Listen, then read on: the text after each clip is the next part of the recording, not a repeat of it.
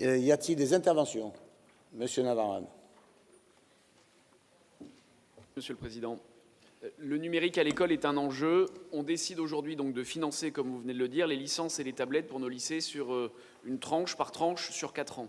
Aujourd'hui en France, un jeune passe 5 heures par jour en moyenne sur l'écran. Il fait en gros ses 35 heures par semaine.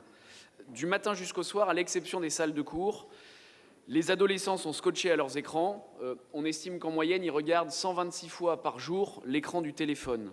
Les cerveaux, nous disent les spécialistes, en deviennent de plus en plus dépendants. Le dernier rapport PISA, le programme international pour le suivi des acquis des élèves, rapporte que les pays qui ont investi des millions d'euros dans le numérique à l'école n'observent que quasiment pas, voire plutôt une régression quant au savoir, aux acquis, comme c'est le cas en Pologne ou en Espagne. Appréhender l'outil numérique à l'âge du lycée, c'est certes important, mais ne faire que du tout numérique est un risque. D'ailleurs, les concepteurs californiens de gadgets numériques mettent leurs écoles, très souvent, dans leur grande majorité, dans des écoles 100% sans écran. C'est certes sur des âges plus bas que la question des lycées, mais tout de même. Le poids des livres, des cartables, là, effectivement, il y a peut-être une réelle question de santé publique. Les sacs sont de plus en plus lourds et effectivement, la tablette permet d'alléger les sacs, même si aussi, quand on s'adresse à des lycéens, c'est peut-être l'opportunité de se muscler un petit peu le dos, mais il y a une vraie problématique sur le poids du cartable.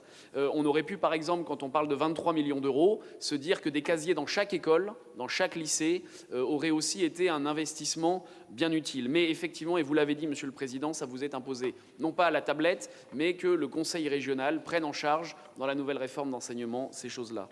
Ça va nous coûter 6 millions d'euros de plus, le fait de mettre des tablettes. Et c'est vrai que le gouvernement aurait pu s'entretenir avec les régions préalablement. Mais ce qu'il y a d'aussi d'inquiétant, c'est qu'à partir du moment où un lycée et l'équipe pédagogique va décider de faire ça, et ce n'est pas anodin, ça veut dire qu'il n'y aura plus le livre papier. Donc l'enseignant individuellement ne pourra pas avoir cette liberté de pouvoir maintenir le livre si l'équipe pédagogique l'a décidé, il participe à l'équipe pédagogique, mais aussi les parents. Les parents n'auront pas la possibilité, dans le cadre de l'enseignement, de dire « écoutez, moi je préfère que mon enfant ait un livre ». Et ce travers, ce côté un peu liberticide nous inquiète. Alors, Monsieur le Président, nous souhaitons nous abstenir. Nous souhaitons nous abstenir parce que, quand l'Éducation nationale, certaines disent, comme les vieilles lunes de mai 68, comment la tablette va permettre de co-apprendre ensemble et l'enseignement ne sera plus le seul à avoir le savoir en surplomb.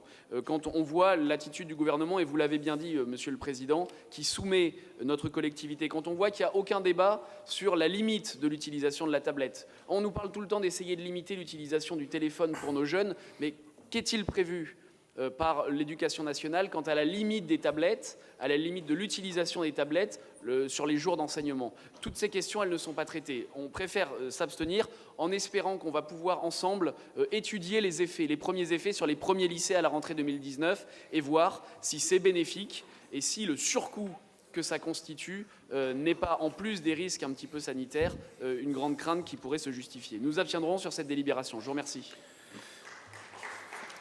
Merci, Monsieur Navarane, pour ces précisions.